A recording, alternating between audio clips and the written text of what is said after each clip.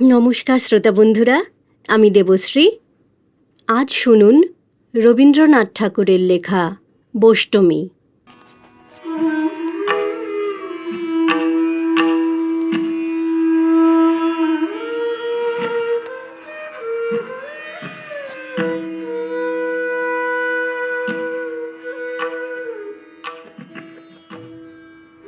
আমি লিখিয়া থাকি, অথচ লোকরঞ্জন আমার কলমের ধর্ম নয়। এই জন্য লোকেও আমাকে সদা সর্বদা যে রঙে রঞ্জিত করিয়া থাকে, তাহাতে কালির ভাগই বেশি। আমার সম্বন্ধে অনেক কথাই শুনিতে হয়। কপালক্রমে সেগুলি হিতকথা নয়, মনোহারী তো নহেই। শরীরে যেখানটায় ঘা পড়িতে থাকে, সে জায়গাটা যত তুচ্ছই হোক, সমস্ত দেহটাকে বেদনার জোরে সেই ছাড়াইয়া যায়। যে লোক গালি খাইয়া মানুষ হয়, সে আপনার স্বভাবকে যেন ঠেলিয়া এক ঝোঁকা হইয়া পড়ে। আপনার চারদিককে ছাড়াইয়া আপনাকেই কেবল তাহার মনে পড়ে। সেটা আরামও নয়, কল্যাণও নয়। আপনাকে ভোলাটাই তো স্বস্তি। আমাকে তাই ক্ষণে ক্ষণে নির্জনের খোঁজ করিতে হয়। মানুষের ঠেলা খাইতে খাইতে মনের চারদিকে যে টোল খাইয়া যায়, বিশ্ব প্রকৃতির সেবা নিপুণ হাতখানির গুণে তাহা ভরিয়া ওঠে। কলিকাতা হইতে দূরে নিভৃতে আমার একটি অজ্ঞাতবাসের আয়োজন আছে। আমার নিজ চর্চার দৌরাত্ম্য হইতে সেইখানে অন্তর্ধান করিয়া থাকি। সেখানকার লোকেরা এখনও আমার সম্বন্ধে কোনো একটা সিদ্ধান্তে আসিয়া পৌঁছে নাই। তাহারা দেখিয়াছে আমি ভোগী নই, পল্লীর রজনীকে কলিকাতার কলুষে আবিল করি না, আবার যোগীও নই। কারণ দূর হইতে আমার যেটুকু পরিচয় পাওয়া যায়, তাহার মধ্যে ধনের লক্ষণ আছে। আমি পথিক নই, পল্লীর রাস্তায় ঘুরি বটে, কিন্তু কোথাও পৌঁছিবার দিকে আমার কোনো লক্ষণই নাই। আমি যে গৃহী, এমন কথা বলাও শক্ত, কারণ ঘরের লোকের প্রমাণাভাব। এই জন্য পরিচিত জীবশ্রেণীর মধ্যে আমাকে কোনো একটা প্রচলিত কোঠায় না ফেলিতে পারিয়া গ্রামের লোক আমার সম্বন্ধে চিন্তা করা এক রকম ছাড়িয়া দিয়াছে। আমিও নিশ্চিন্ত আছি। অল্পদিন হইল খবর পাইয়াছি, এই গ্রামে একজন মানুষ আছে যে আমার সম্বন্ধে কিছু একটা মনে ভাবিয়াছে, অন্তত বোকা ভাবে নাই। তাহার সঙ্গে প্রথম দেখা হইল তখন আষাঢ় মাসের বিকালবেলা। কান্না শেষ হইয়া গেলেও চোখের পল্লব ভিজা থাকিলে যেমন ভাবটা হয়, সকালবেলাকার বৃষ্টি অবসানে সমস্ত লতা পাতা আকাশ ও বাতাসের মধ্যে সেই ভাবটা ছিল। আমাদের পুকুরের উঁচু পাড়িটার উপর দাঁড়াইয়া আমি একটি নধর শ্যামল গাভীর ঘাস খাওয়া দেখিতেছিলাম। তাহার চিক্কণ দেহটির ওপর রৌদ্র পড়িয়াছিল দেখিয়া ভাবিতেছিলাম, আকাশের আলো হইতে সভ্যতা আপনার দেহটাকে পৃথক করিয়া রাখিবার জন্য যে এত দর্জির দোকান বানাইয়াছে, ইহার মতো এমন অপব্যয় আর নাই।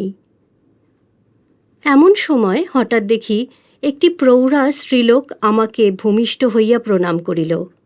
তাহার আঁচলে কতকগুলি ঠোঙার মধ্যে করবী, গন্ধরাজ এবং আরও 2-4 রকমের ফুল ছিল। তাহারই মধ্যে একটি আমার হাতে দিয়া ভক্তির সঙ্গে জোর হাত করিয়া সে বলিল, আমার ঠাকুরকে দিলাম, বলিয়া চলিয়া গেল। আমি এমনই আশ্চর্য হইয়া গেলাম যে তাহাকে ভালো করিয়া দেখিতেই পারিলাম না।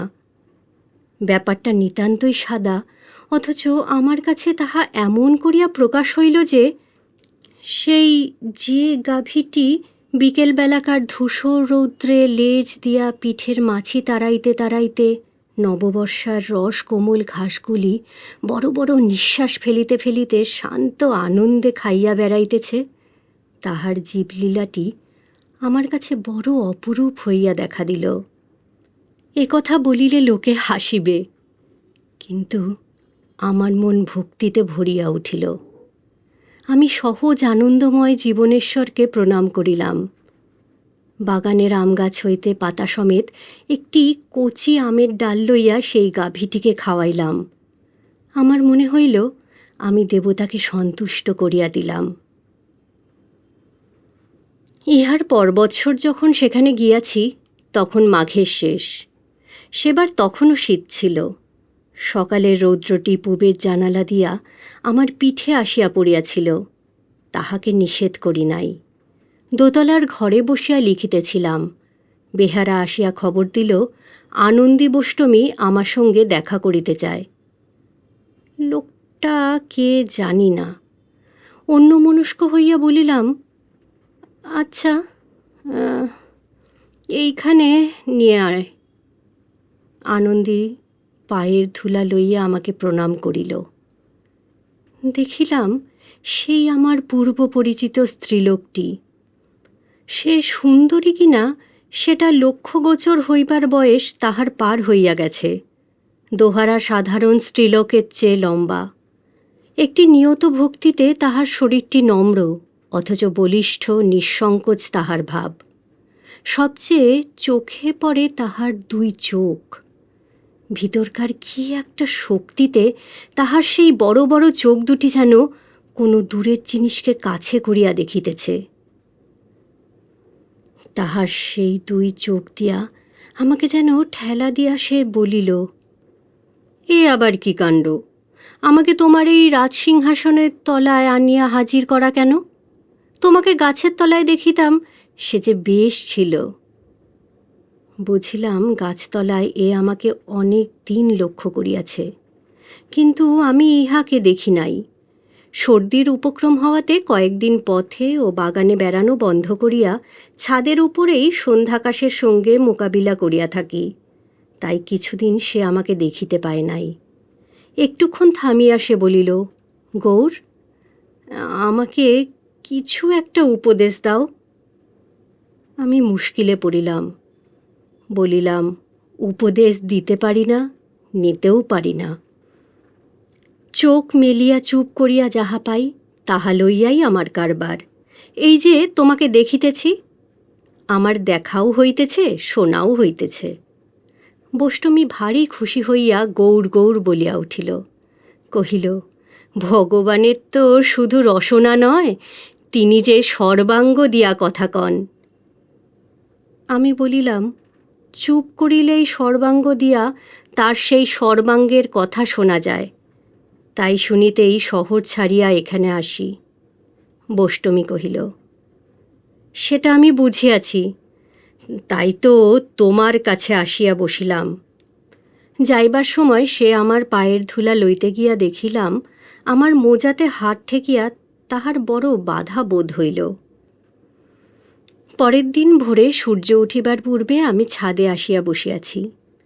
দক্ষিণে বাগানের ঝাউ গাছগুলার মাথার উপর দিয়া একেবারে দিকসীমা পর্যন্ত মাঠ ধু ধু করিতেছে। পূর্ব দিকে বাঁশবনে ঘেরা গ্রামের পাশে আখের ক্ষেতে প্রান্ত দিয়া প্রতিদিন আমার সামনে সূর্য ওঠে।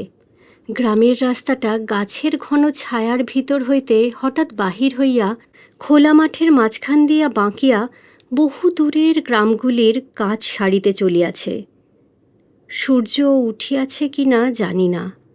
একখানি শুভ্র কুয়াশার চাদর বিধবার ঘোমটার মতো গ্রামের গাছগুলির ওপর টানা রহিয়াছে।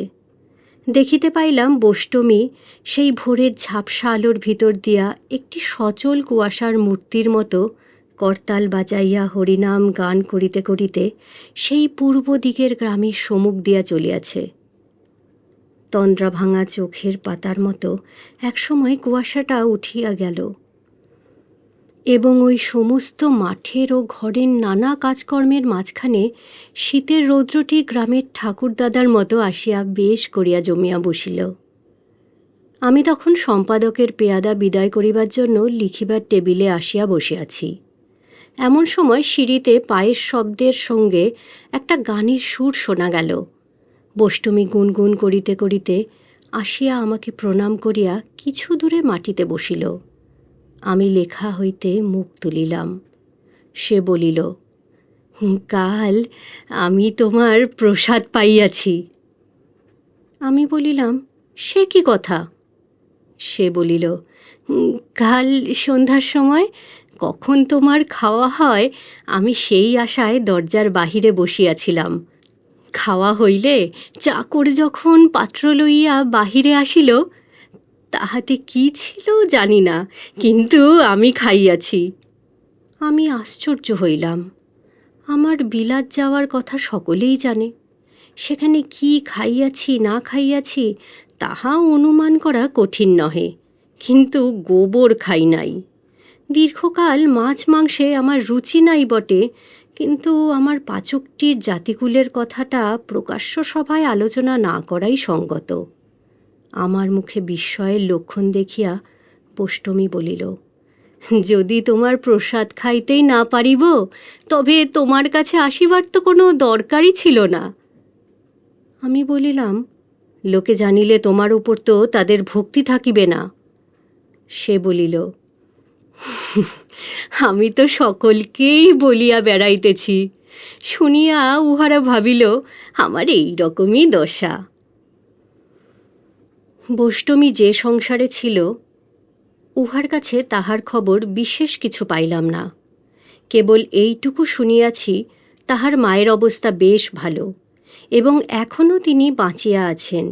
মেয়েকে যে বহু লোক ভক্তি করিয়া থাকে সে খবর তিনি জানেন। তাহার ইচ্ছা মেয়ে তার কাছে গিয়া থাকে, কিন্তু আনন্দীর মন তাহাতে সায় দেয় না। আমি জিজ্ঞাসা করিলাম, তোমার চলে কি করিয়া? উত্তরে শুনিলাম, তাহার ভক্তদের একজন তাহাকে সামান্য কিছু জমি দিয়াছে, তাহারই ফসলে সেও খায়, 5 জনেও খায়। কিছুতে সে আর শেষ হয় না। বলিয়া একটু হাসিয়া কহিল, আমার তো সবই ছিল, সমস্ত ছাড়িয়া আসিয়াছি, আবার পরের কাছে মাগিয়া সংগ্রহ করিতেছি। ইহার কি দরকার ছিল বলো তো? শহরে থাকিতে এ প্রশ্ন উঠিলে সহজে ছাড়িতাম না।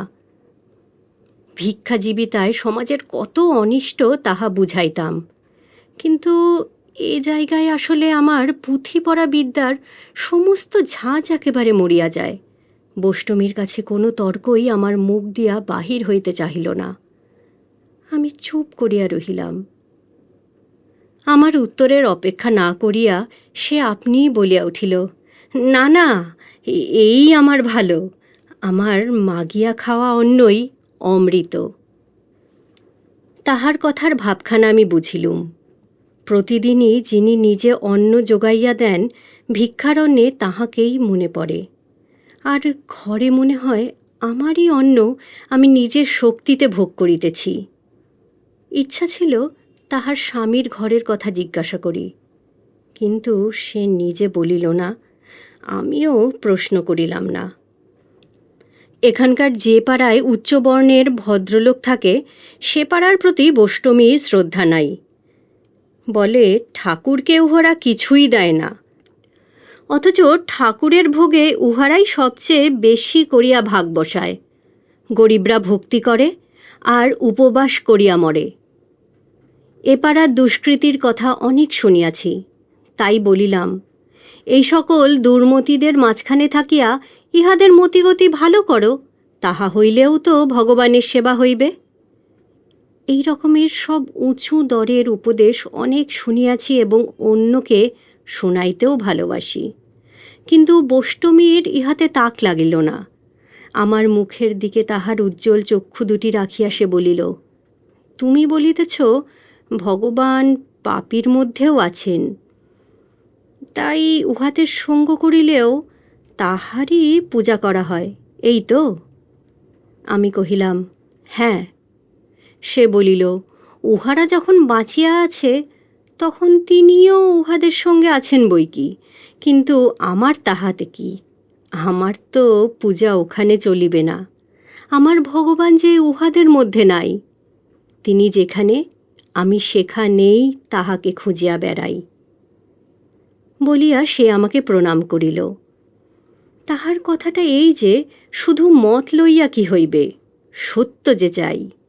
ভগবান সর্বব্যাপী, এটা একটা কথা, কিন্তু যেখানে আমি তাহাকে দেখি সেখানেই তিনি আমার সত্য। এত বড় বাহুল্য কথাটাও কোনো কোনো লোকের কাছে বলা আবশ্যক যে আমাকে উপলক্ষ করিয়া বোষ্টমী যে ভক্তি করে আমি তাহা গ্রহণও করি না, ফিরাইয়াও দিই না। এখনকার কালের ছোঁয়া চামাকে লাগিয়াছে। আমি গীতা পড়িয়া থাকি এবং বিদ্বান লোকেদের দ্বারস্থ হইয়া তাহাদের কাছে ধর্মতত্ত্বের অনেক সূক্ষ্ম ব্যাখ্যা শুনিয়াছি। কেবল শুনিয়া শুনিয়াই বয়স বহিয়া যাইবার জো হইল। কোথাও তো কিছু প্রত্যক্ষ দেখিলাম না। এতদিন পরে নিজের দৃষ্টির অহংকার ত্যাগ করিয়া এই শাস্ত্রহীনা স্ত্রীলোকের দুই চক্ষুর ভিতর দিয়া সত্যকে দেখিলাম। ভক্তি করিবার ছলে শিক্ষা দেবার এ কি আশ্চর্য প্রণালী! পরদিন সকালে বৈষ্ণবী আসিয়া আমাকে প্রণাম করিয়া দেখিল, তখনও আমি লিখিতে প্রবৃত্ত। বিরক্ত হইয়া বলিল, তোমাকে আমার ঠাকুর এত মিথ্যা খাটাইতেছেন কেন? যখনই আসি দেখিতে পাই লেখা লইয়াই আছো। আমি বলিলাম, যে লোকটা কোনো কর্মেরই নয়, ঠাকুর তাহাকে বসিয়া থাকিতে দেন না, পাছে সে মাটি হইয়া যায়। যত রকমের বাজে কাজ করিবার ভার তাহারই উপরে। আমি যে কত আবরণে আবৃত তাহাই দেখিয়া সে অধৈর্য হইয়া ওঠে। আমার সঙ্গে দেখা করিতে হইলে অনুমতি লইয়া দোতলায় চড়িতে হয়। প্রণাম করিতে আসিয়া হাতে ঠেকে মোজা জোড়া। সহজ দুটো কথা বলা এবং শোনার প্রয়োজন, কিন্তু আমার মনটা আছে কোনো লেখার মধ্যে তলাইয়া। হাত জোর করিয়া সে বলিল, গৌর, আজ ভোরে বিছানায় যেমনি উঠিয়া বসিয়াছি অমনি তোমার চরণ পাইলাম। আহা, সেই তোমার দুখানি পা, কোনো ঢাকা নাই, সে কি ঠান্ডা, কি কোমল! কতক্ষণ মাথায় ধরিয়া রাখিলাম। সে তো খুব হইল, তবে আর আমার এখানে আসিবার প্রয়োজন কি? প্রভু, এ আমার মোহ নয় তো? ঠিক করিয়া বলো। লিখিবার টেবিলের ওপর ফুলদানিতে পূর্বদিনের ফুল ছিল। মালি আসিয়া সেগুলি তুলিয়া লইয়া নতুন ফুল সাজাইবার উদ্যোগ করিল।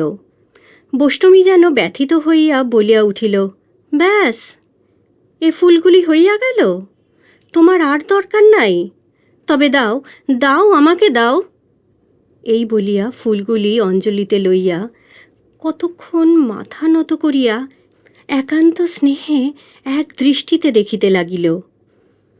কিছুক্ষণ পরে মুখ তুলিয়া বলিল, তুমি চাহিয়া দেখো না বলিয়াই এ ফুল তোমার কাছে মলিন হইয়া যায়। যখন দেখিবে তখন তোমার লেখাপড়া সব ঘুচিয়া যাইবে। এই বলিয়া সে বহু যত্নে ফুলগুলি আপন আঁচলের প্রান্তে বাঁধিয়া লইয়া মাথায় ঠেকাইয়া বলিল, আমার ঠাকুরকে আমি লইয়া যাই। কেবল ফুলদানিতে রাখিলেই যে ফুলের আদর হয় না, তাহা বুঝিতে আমার বিলম্ব হইল না। আমার মনে হইল ফুলগুলিকে যেন স্কুলের পড়া না পারা ছেলেদের মতো প্রতিদিন আমি বেঞ্চের উপর দাঁড় করাইয়া রাখি।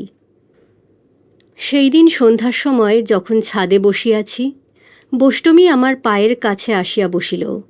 কহিল, আজ সকালে নাম শুনাইবার সময় তোমার প্রসাদী ফুলগুলি ঘরে ঘরে দিয়া আসিয়াছি।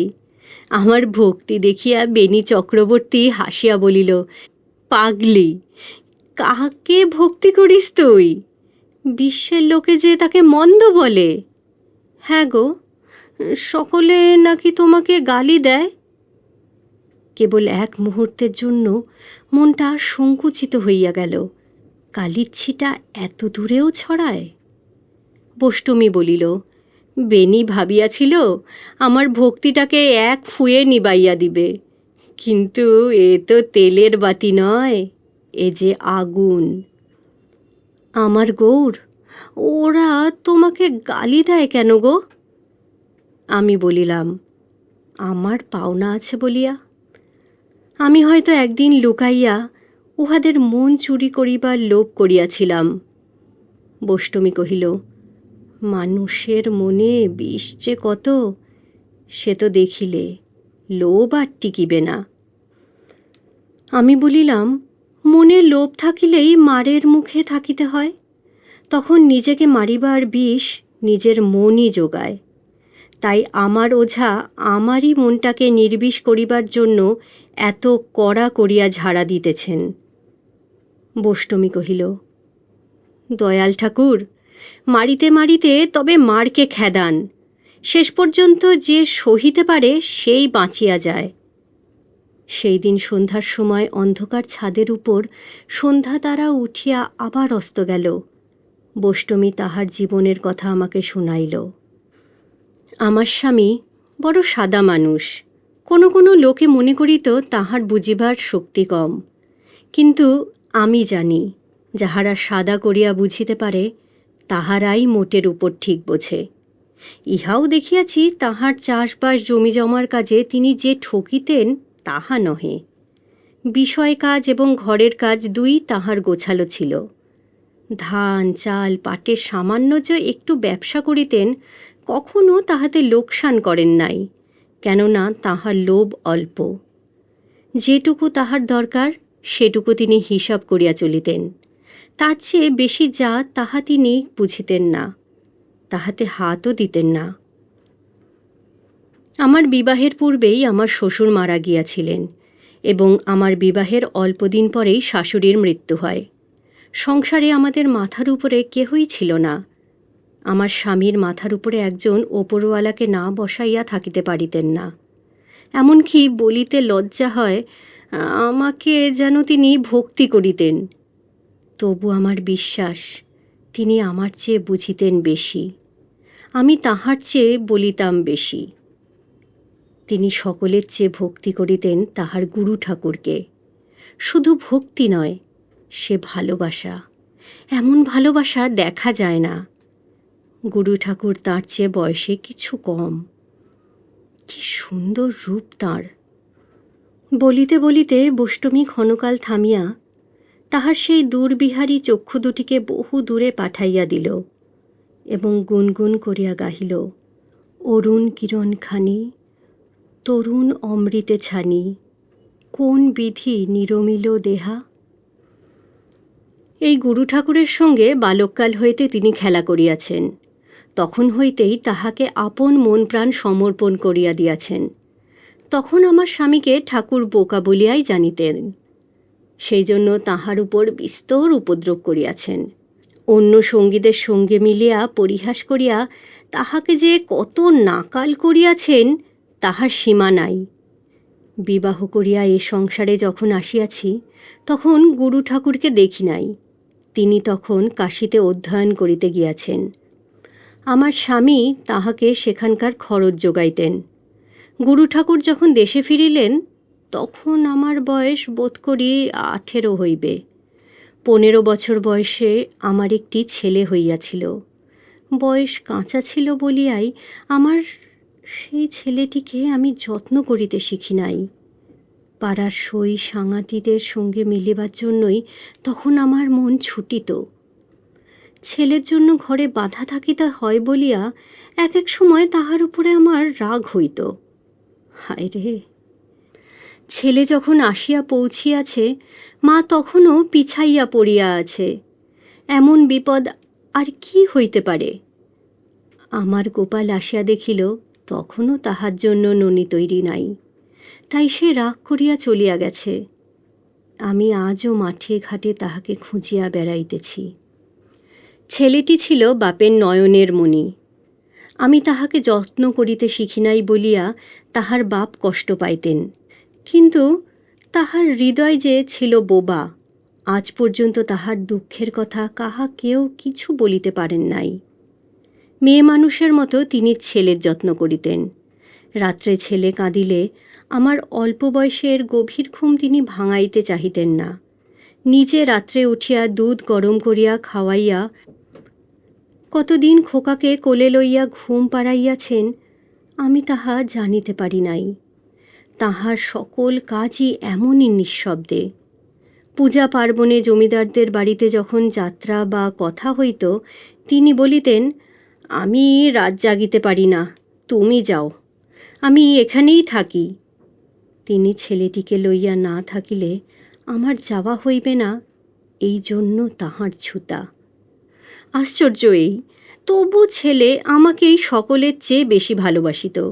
সে যেন বুঝিত সুযোগ পাইলেই আমি তাহাকে ফেলিয়া চলিয়া যাইব। তাই সে যখন আমার কাছে থাকিত তখনও ভয়ে ভয়ে থাকিত। সে আমাকে অল্প পাইয়াছিল বলিয়াই আমাকে পাইবার আকাঙ্ক্ষা তাহার কিছুতেই মিটিতে চাহিত না।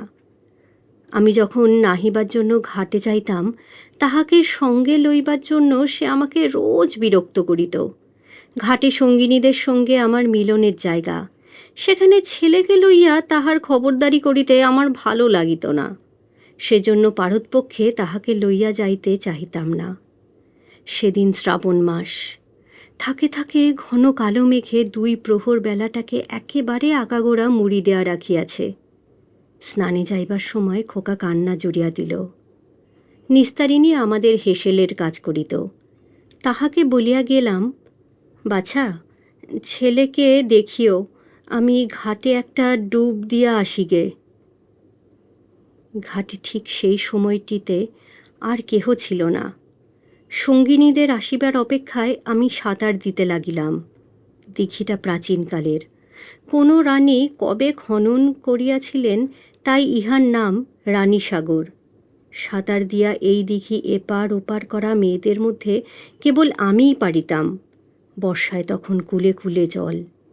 দিঘি যখন প্রায় অর্ধেকটা পার হইয়া গেছি, এমন সময় পিছন হইতে ডাক শুনিতে পাইলাম, মা। ফিরিয়া দেখি খোকা ঘাটের সিঁড়িতে নামিতে নামিতে আমাকে ডাকিতেছে। চিৎকার করিয়া বলিলাম, আর আসিস নে, আমি যাচ্ছি। নিষেধ শুনিয়া হাসিতে হাসিতে সে আরও নামিতে লাগিল। ভয়ে আমার হাতে পায়ে যেন খিল ধরিয়া আসিল। পার হইতে আর পারি না। চোখ বুজিলাম, পাছে কি দেখিতে হয়। এমন সময় পিছল ঘাটে সেই দিঘির জলে খোকার হাসি চিরদিনের মতো থামিয়া গেল।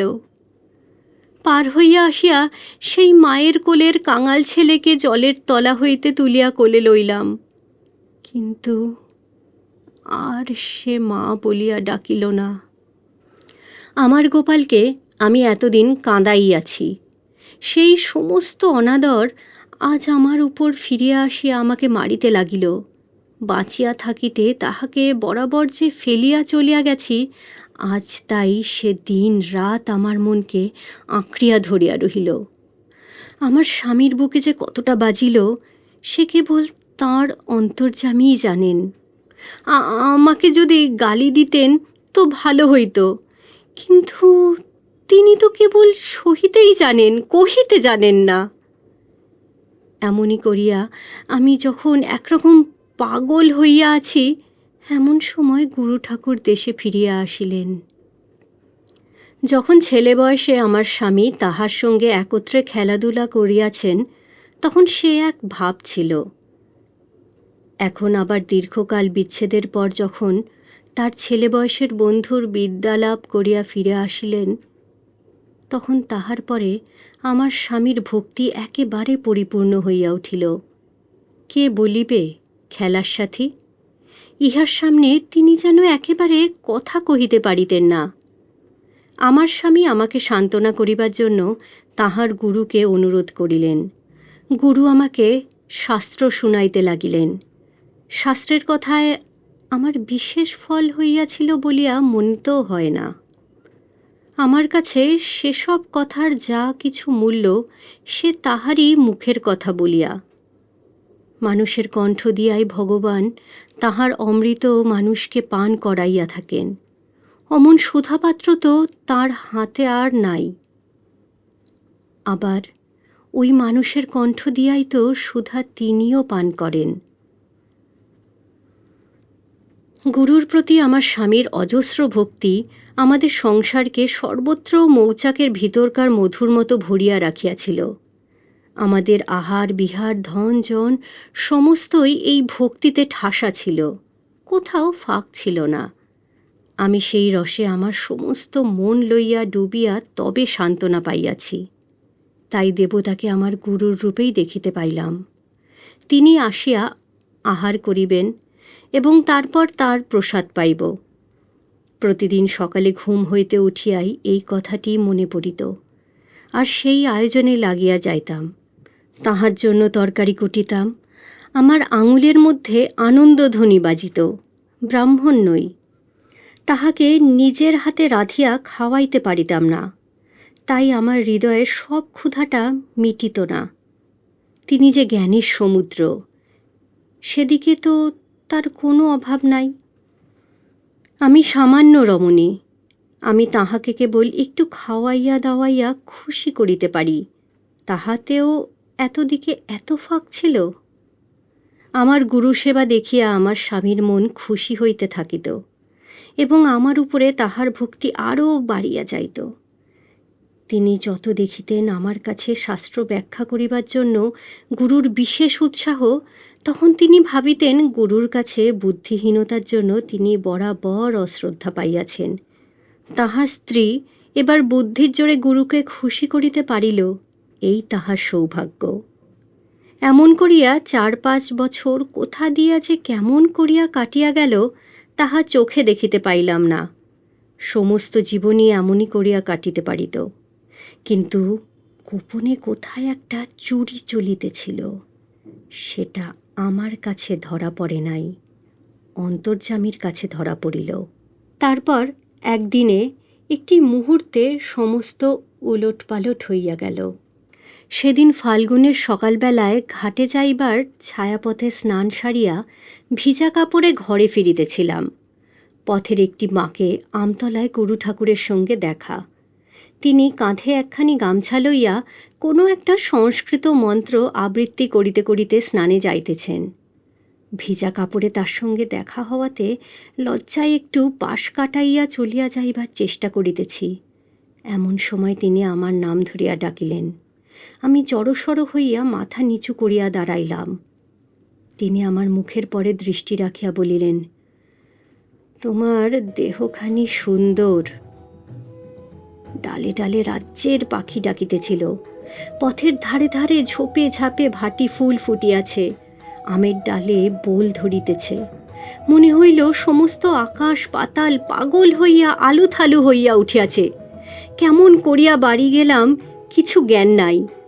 একেবারে সেই ভিজা কাপড়েই ঠাকুর ঘরে ঢুকিলাম। চোখে যেন ঠাকুরকে দেখিতে পাইলাম না। সেই ঘাটের পথের ছায়ার উপরকার আলোর চুমকিগুলি আমার চোখের উপর কেবলই নাচিতে লাগিল। সেদিন গুরু আহার করিতে আসিলেন।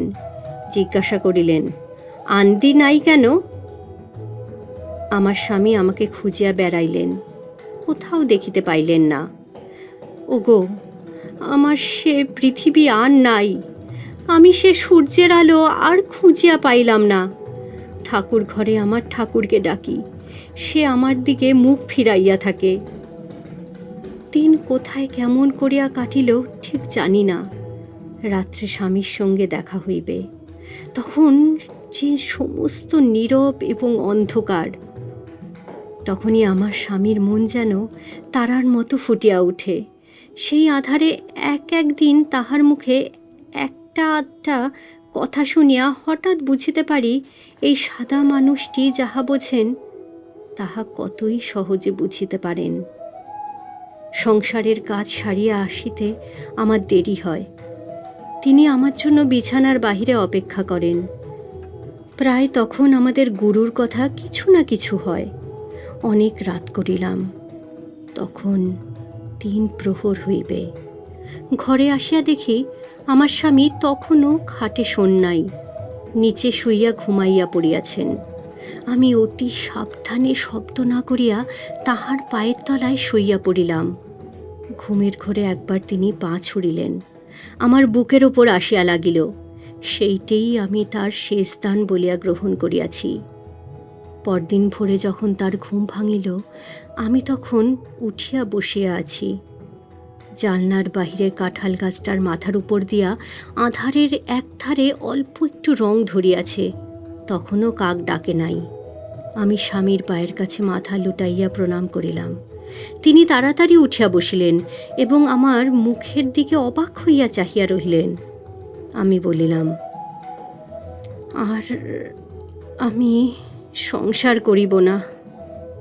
স্বামী বোধ করি ভাবিলেন তিনি স্বপ্ন দেখিতেছেন, কোনো কথাই বলিতে পারিলেন না। আমি বলিলাম, আমার মাথার দিব্য, তুমি অন্য স্ত্রী বিবাহ করো, আমি বিদায় লইলাম। স্বামী কহিলেন, তুমি এ কি বলিতেছ? তোমাকে সংসার ছাড়িতে কে বলিল? আমি বলিলাম, গুরু ঠাকুর। স্বামী হতবুদ্ধি হইয়া গেলেন। গুরু ঠাকুর? এমন কথা তিনি কখন বলিলেন?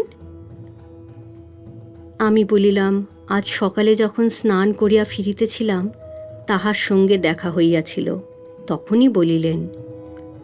স্বামীর কণ্ঠ কাঁপিয়া গেল। জিজ্ঞাসা করিলেন, এমন আদেশ কেন করিলেন? আমি বলিলাম, জানি না। তাহাকে জিজ্ঞাসা করিও, পারেন তো তিনিই বুঝাইয়া দিবেন। স্বামী বলিলেন, সংসারে থাকিয়াও তো সংসার ত্যাগ করা যায়, আমি সেই কথা গুরুকে বুঝাইয়া বলিব। আমি বলিলাম, হয়তো গুরু বুঝিতে পারেন, কিন্তু আমার মন বুঝিবে না। আমার সংসার করা আজ হইতে ঘুচিল। স্বামী চুপ করিয়া বসিয়া রহিলেন। আকাশ যখন ফর্সা হইল তিনি বলিলেন, চলো না, দুজনে একবার তার কাছেই যাই। আমি হাত জোর করিয়া বলিলাম, তার সঙ্গে আর আমার দেখা হইবে না। তিনি আমার মুখের দিকে চাহিলেন। আমি মুখ নামাইলাম। তিনি আর কোনো কথা বলিলেন না। আমি জানি আমার মনটা তিনি একরকম করিয়া দেখিয়া লইলেন। পৃথিবীতে দুটি মানুষ আমাকে সবচেয়ে ভালোবাসিয়াছিল, আমার ছেলে আর আমার স্বামী। সে ভালোবাসা আমার নারায়ণ, তাই সে মিথ্যা সহিতে পারিল না। একটি আমাকে ছাড়িয়া গেল, একটিকে আমি ছাড়িলাম। এখন সত্যকে খুঁজিতেছি, আর ফাঁকি নয়। এই বলিয়া সে গড় করিয়া প্রণাম করিল।